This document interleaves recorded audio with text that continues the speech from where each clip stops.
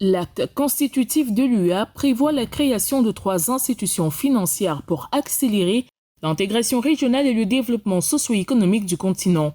Il s'agit en l'occurrence de la Banque centrale africaine BCA, le Fonds monétaire africain FMA et la Banque africaine d'investissement BAI. Pourtant, depuis l'adoption de leur protocole, rien de concret n'a été fait. En effet, en août 2017, 9 États membres de l'UA avaient signé le protocole du FMA et aucun ne l'avait ratifié, pourtant l'agenda 2063 en prévoyait la mise en place en 2023 avec pour siège Yaoundé. Un retard que les experts attribuent au manque de volonté politique.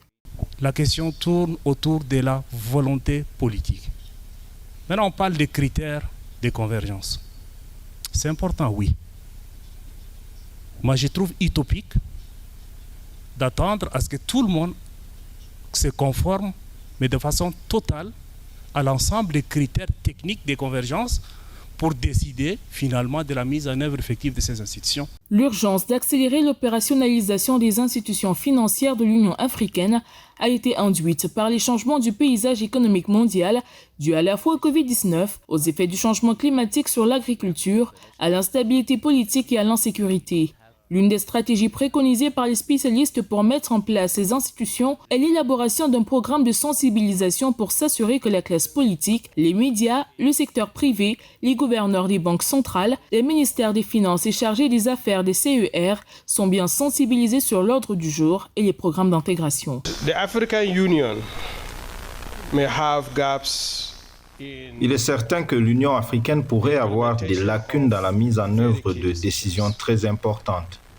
Il est peut-être temps pour nous de procéder à une sorte d'auto-évaluation, puisque nous avons constaté des progrès sous d'autres sphères. Progress made in other places. La perte de souveraineté au profit d'un organe supranational dans la conduite de la politique monétaire et de change reste le principal défi auquel se heurte la volonté politique des États. Pourtant, les objectifs de ces institutions sont de faciliter la mobilisation des ressources intérieures et extérieures pour favoriser le développement économique, mais également d'assurer la stabilité des taux de change entre les monnaies et leur convertibilité mutuelle. Le défi qui nous interpelle aujourd'hui est celui donc de concevoir une stratégie efficace qui soit largement partagée par toutes les parties prenantes afin d'opérationnaliser, mais de façon effective, le fonctionnement de ces institutions.